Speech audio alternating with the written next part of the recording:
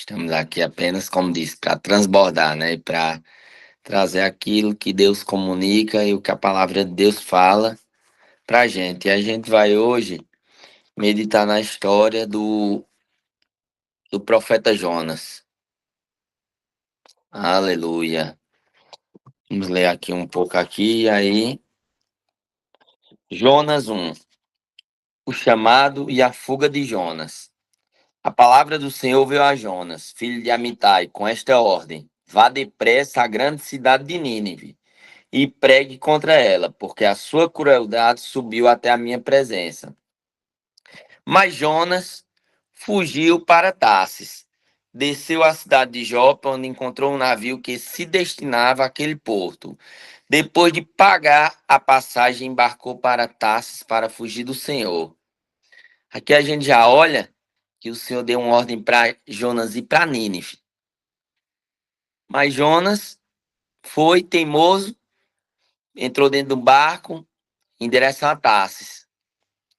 E aí, muitas vezes, o Senhor manda a gente fazer uma coisa e a gente quer olhar só para o natural e quer ficar com medo. Mas Deus não chamou para a gente estar com medo. E se tiver com medo, mesmo com medo, passa para cima. Porque se o Senhor falou, ele se responsabiliza. Mas aqui a gente vai ver que Jonas, ele desobedeceu ao Senhor. Porque Deus estava querendo salvar aquele povo da cidade de Nínive. Mas Jonas fugiu da presença do Senhor. Mas eu pergunto aqui, tem como a gente fugir da presença do Senhor? Não. E quando o Senhor tem uma coisa para fazer na minha vida, na sua vida, não foge não, viu? E quanto mais a gente se distancia, a gente vai atrasar aquilo que Deus quer fazer na nossa vida. É igual um GPS. Um GPS, você bota a distância, vou para o shopping. E o que acontece? Aí o GPS manda o quê? Vá direto. Daqui a pouco pega a direita. Aí você de teimoso vai direto. Mas o GPS mandou pegar o quê? A direita. E vai fazer o quê? Recalculando. Recalculando. Recalculando a rota. Deus nunca vai desistir de mim e de você. Deus nunca vai desistir, tá certo? Tem um livre-arbítrio. Mas Deus vai estar sinalizando a todo momento e vai estar chamando a gente para perto. Mas só que ele não faz, é, a gente não é obrigado a fazer nada, porque o Senhor não obriga ninguém a nada. O Senhor quer que a gente sirva a Ele com amor, com integridade e que deixe de ter medo mesmo. E aqui a gente vai ver aqui, versículo 4. O Senhor, porém, fez soprar um forte vento sobre o mar e caiu uma tempestade tão violenta que o barco ameaçava arrebentar-se. Todos os marinheiros ficaram com medo e cada um clamava ao seu próprio Deus e atiraram as cargas ao mar para tomar o navio mais leve. Enquanto isso, Jonas, que tinha descido ao porão, se deitara, dormia profundamente. E aqui, o que acontece? Nessa parte aqui, a gente tem que trazer para a nossa vida, sabe o quê? Associações. Tem que ter cuidado com o que a gente tá andando. Tem que ter cuidado com quem você tá, o que você tá escutando. Aleluia, porque a gente vai olhar aqui na história de Jonas, que por causa de um homem que desobedeceu à vontade de Deus, ele botou em perigo um monte de gente ali. Aquele barco, como a Bíblia falou aqui, estava a ponto de se arrebentar por causa da tempestade. Mas vem cá, essa tempestade foi por quem? O Jonas. Jonas estava deitado ali, como se nada tivesse acontecendo. E às vezes a gente está colhendo coisas e coisas estão acontecendo na nossa vida porque deixamos acessos a pessoas que Deus não mandou. A gente às vezes estamos andando com pessoas que Deus disse: "Ei, isso aqui, Deus ama todos, mas não é todos que tem que andar com você e comigo." A gente olha para Jesus. Jesus tinha os 12 discípulos, mas quando era para chamar para oração, para revelar os segredos, Jesus chamava quem? Eram três, né? Pedro, João e Tiago. Então, se o próprio Jesus, ele escolhia as pessoas que ele ia revelar os segredos, as pessoas que eram para estar com oração com ele, então por que você vai deixar todo mundo ter acesso à nossa vida? Ah, não, mas é um profeta, é uma mulher de Deus, é um homem de Deus. É, mas você tem que olhar os frutos, tem que ter cuidado, porque se a gente, uma pessoa, é capaz de fazer um estrago na nossa vida. Há pessoas que eu e você não deveria nem sentar para comer uma pizza. Mas diz, oxente, e o senhor não quer alcançar aquela pessoa? Quer. Mas tem pessoas que não é mais minha obrigação, é a sua. Porque senão vai estar atrapalhando nossa vida. Vai estar trazendo pesos desnecessários. Aleluia. Então, não é porque é um profeta que tem que estar andando com a gente. Não é porque, ah, não, mas é ter uma unção tal. Sim, glória a Deus pela unção dele na vida, pela unção que Deus depositou sobre a vida dele. Mas se Deus mandou você cortar essa associação na sua vida, não seja teimoso. Ah, não, João Paulo, mas eu tenho um amigo que é desde a infância. Essa pessoa tá lhe levando mais para perto de Deus ou tá lhe afastando? Essa pessoa tá lhe afastando dos propósitos e dos sonhos que Deus sonha ao meu respeito e ao seu, ou tá trazendo para perto? É só essa pergunta que a gente tem que fazer para nós. É simples. E aí, a gente que toma as decisões. Mas depois não vamos reclamar se a gente abrir a porta da nossa casa, a porta do nosso coração, para pessoas que jamais deveriam ter escutado qualquer conversa minha e sua. Aleluia. Porque uma pessoa, olha só, Deus, quando quer te promover, ele vai apresentar uma pessoa. Mas também quando o diabo quiser atrapalhar, tudo que Deus tem para fazer na minha vida e na sua, ele vai botar uma pessoa também.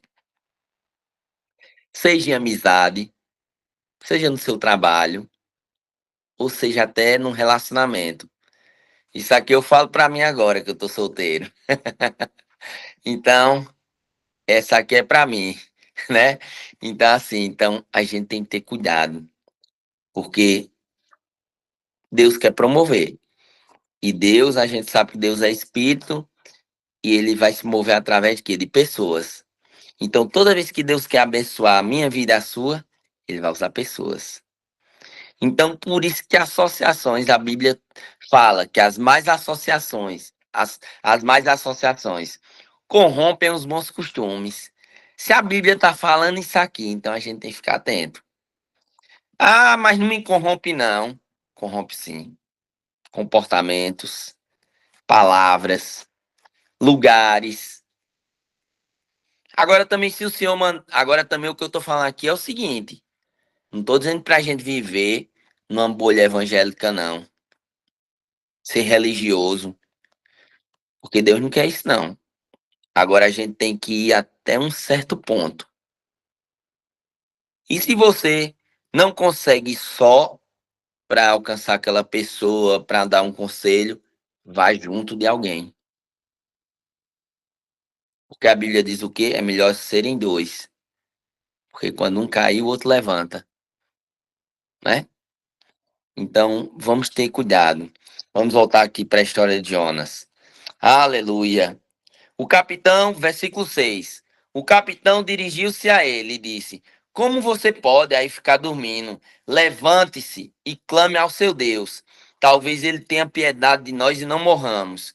Então os marinheiros combinaram entre si: Vamos lançar sortes para Descobri quem é o responsável por esta desgraça que se abateu sobre nós. Lançaram sortes e a sorte caiu sobre Jonas. Vê só, eles estavam querendo procurar saber que aquela não era uma tempestade normal. Era uma tempestade que ia afundar aquele navio e todos iam morrer. Até que cada um começaram a clamar a Deus e disse: O que é que está acontecendo, Deus? E até que o quê? Descobriram que era Jonas. Aleluia. Então, quando você orar e quando Deus mostrar que é aquela pessoa, não seja teimoso, não, corta a associação imediata. Se você não quiser colher os danos. Aleluia. Aleluia. Versículo 8. Por isso lhe perguntaram: Diga-nos, quem é o responsável por esta calamidade? Qual é a sua profissão? De onde você vem? Qual é a sua terra? A que povo pertence? Ele respondeu: Eu sou hebreu, adorador do Senhor, o Deus dos céus que fez o mar e a terra. Versículo 10. Então os homens ficaram apavorados e perguntaram: O que foi que você fez? Pois sabiam que Jonas estava fugindo do Senhor. Você está vendo que quem conhece, que sabe quem segue a Deus e tudo, e quando está acontecendo algumas coisas. Não estou dizendo que todas as tempestades e tudo que está acontecendo na minha vida e na sua é Deus, não. Que Deus ele não usa as ferramentas do diabo, não. Agora, Deus, ele usa essa adversidade que a gente está passando para nos tornar fortes, para confiar nele, para se achegar nele, para saber que ele está pronto para vencer, para lhe tornar forte e você vencer essa adversidade. Aleluia, porque não vamos jogar a culpa em Deus das nossas próprias escolhas, porque tudo que o homem planta, de Deus ninguém zomba. Ele vai colher. É a lei da semeadura, meus irmãos. Pergunta aqui em Petrolina a qualquer agricultor que se ele for lá e plantar a sementezinha dele, e se ele esperar o tempo, ele vai esperar o quê? Frutos. Vai esperar a colheita dele. Agora vai perguntar ele também. Ele fica na expectativa, porque plantou uma semente boa, plantou e ele vai esperar, ele espera com expectativa a colheita dele, uma colheita boa. Mas pergunta a ele se ele não plantar, ele vai colher? Claro que não. Claro que não. Então, é simples. Enquanto houver céus e terra, haverá o quê? A lei da semeadura. Deus deixou isso. Então, isso serve para os justos, serve para os ímpios. Por isso que tem gente, às vezes, sabe, meus irmãos? Tem crentes, às vezes, que pergunta, mas por que aquele do mundo está prosperando? Rapaz, ele pode não estar seguindo a Deus ainda, mas ele vai lá, se levanta, trabalha, ele honra seus compromissos, ele tá lá todo dia na empresa dele, no seu consultório. Aí tem um monte de crente mimimi que fica, não entendo, né? Aí quer falar porque Deus é justo. É igual também uma prova. Aquele que é do mundo estudou, estudou, estudou. Aí o que é filho de Deus, que era para ter se preparado, para na hora o Espírito Santo ajudar ele lá na prova. Aí diz: Deus, minha vaga. E Deus não vai dar a vaga a ele, não. Que Deus é esse? Que Deus seria esse aí? Não, não, não. Então a gente tem que trazer a responsabilidade para nós. Temos que parar de culpar os outros por nossos fracassos. Temos que parar de culpar os outros por nossas escolhas. Temos que parar de culpar os outros porque ainda não aconteceu na nossa vida. Deixa eu te falar, nem o diabo pode te parar. Só quem pode parar é eu e você. Todo dia, quando você acordar, você pode ir no espelho e pode dizer: o diabo não me para, mas só quem pode me parar sou eu mesmo. Aleluia, porque é a mentalidade. Então, por isso que a gente tem que o quê? Renovar a mentalidade na palavra. Aleluia. Vamos voltar para a história de Jonas. Glória a Deus. Versículo 13. Perdão. Versículo 12. Respondeu ele: Peguem-me e joguem-me ao mar, e ele se acalmará. Pois eu sei que é por minha causa que esta violenta tempestade caiu sobre vocês. Ao invés disso, os homens se esforçaram ao máximo para remar de volta à terra, mas não conseguiram, porque o mar tinha ficado ainda mais violento. Você vê aqui, Jonas falou que o culpado era ele, mas os homens ficaram com pena. Agora deixa eu te falar, quem fica com pena quem fica com pena do outro vai ficar no lugar dele. Sabe por quê? Porque a plantação e a colheita é individual. E se eu e você quiser se meter numa pessoa que Deus está tratando, quem vai colher as consequências é eu e você. Aleluia. Por mais que a gente queira, porque a gente não quer ninguém ver ninguém sofrendo, mas a gente tem que deixar as pessoas colher as consequências dela. A gente tem que o quê? Vem aqui, irmão, eu oro por você, irmã, eu oro por você. Isso aqui você tem que fazer desse jeito, desse jeito, desse jeito. Mas não vamos pegar a responsabilidade do outro. Aleluia, aleluia, glória a Deus. Versículo 14. Eles clamaram ao Senhor: Senhor, nós suplicamos, não nos deixe morrer, por tirarmos a vida deste homem. Não caia sobre nós a culpa de matar um inocente, porque tu, ó Senhor, fizestes o que desejavas. Em seguida, pegaram Jonas e lançaram ao mar enfurecido. E este se aquietou, tomados de grande temor ao Senhor. Os homens lhe ofereceram um sacrifício e se comprometeram por meio de devotos. Aí olha o que aconteceu. O Senhor fez com que o grande peixe engolisse Jonas, e ele ficou dentro do peixe 3 dias e 3 noites. Você vê que aquela tempestade se cessou. Quando fizeram o que tinha que fazer, quando pararam de ter pena, a gente tem um coração, a gente tem que ter um coração de Jesus, a gente tem que ter um coração humilde, quebrantado, e sofrer até com a dor do outro, mas tem que deixar ele caminhar com Jesus. É a mesma coisa que eu disse já uma vez, irmão Glauber. O povo que só quer falar, sabe o quê? Irmão, ora aí por mim. Ora aí por mim. Tá certo, pode pedir oração. Mas tem gente que não quer pagar o preço da oração. Tem gente que não quer pagar o preço da leitura da palavra. Mas a gente não pode. Se for, se for uma pessoa que está na fé agora, cresce começando agora e tudo, mas crentes maduros, crentes que já têm tempo na igreja, não pode estar querendo viver de oração do outro. Sabe por quê? Porque já pensou? Eu peço aqui a oração ao irmão Glauber. Aí, se eu ficar dependendo da minha vida de oração do irmão Glauber, e aí? E no dia que o irmão Glauber estiver cansado e ele dizer, rapaz, eu vou é dormir. E aí? Quer dizer que minha vida ficou sem oração por negligência minha. A vida do crente, a nossa vida, é igual a água. A oração é igual a água. Se eu e você não beber água, no mínimo o quê? 2,5 litros, 3 litros, dependendo da quantidade de cada um. Cada um tem uma quantidade. Mas se não bebemos a água, vamos ficar o quê? Desidratados. E se a gente não orar? Tá repreendido. Quando a gente fica um dia sem orar, quando a gente fica 2 dias, 3 dias, meu amigo, o negócio não fica bom não, viu? Até a ciência já comprovou que pessoas que oram, pessoas que lêem a palavra uma vez na semana não tem resultado nenhum.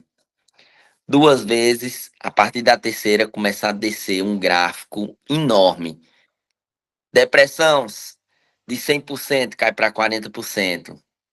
Tristeza de 100% cai para 20%. Tô dizendo, não são esses números não, tô dizendo um exemplo, entendeu?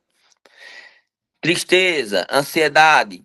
Então você vê, se a gente lê a palavra todo dia, aleluia, Ei, tá lá em Josué 1:7, quando Moisés morreu, o que foi que Deus disse a Josué?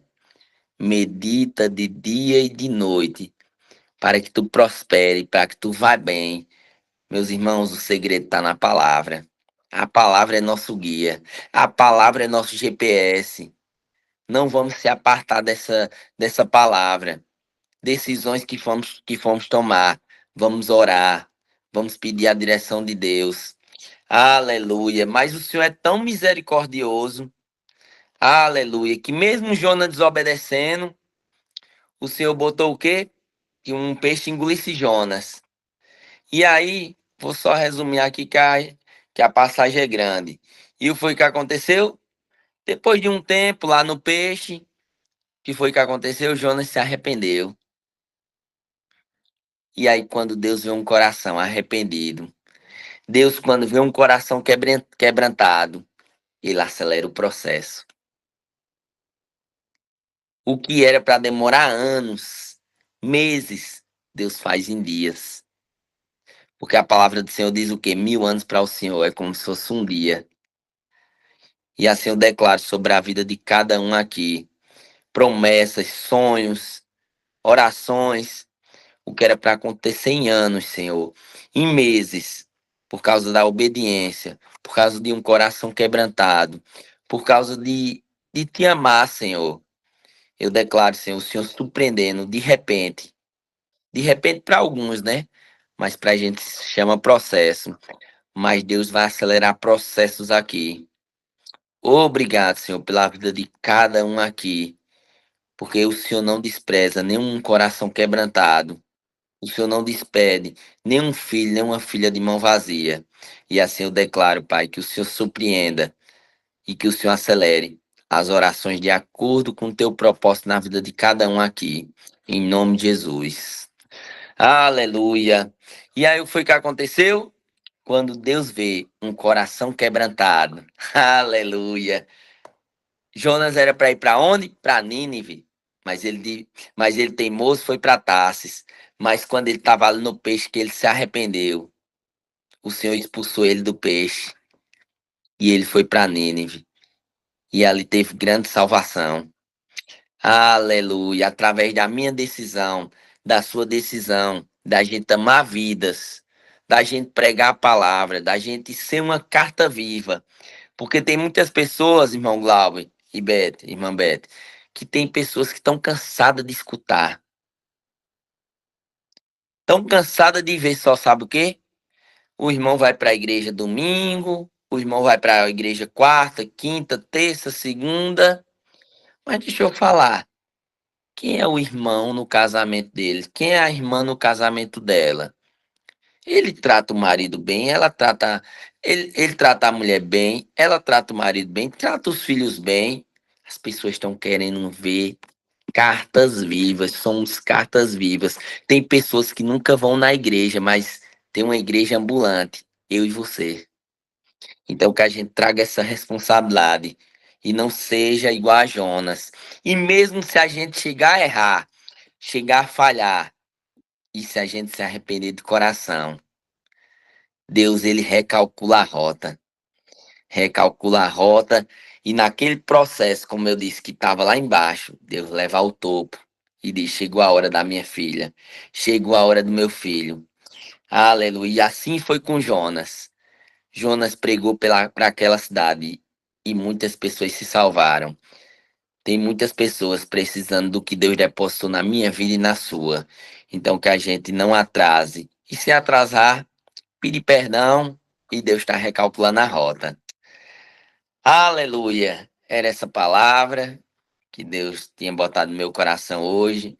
Espero que tenham sido todos edificados, porque o Senhor falou primeiramente comigo.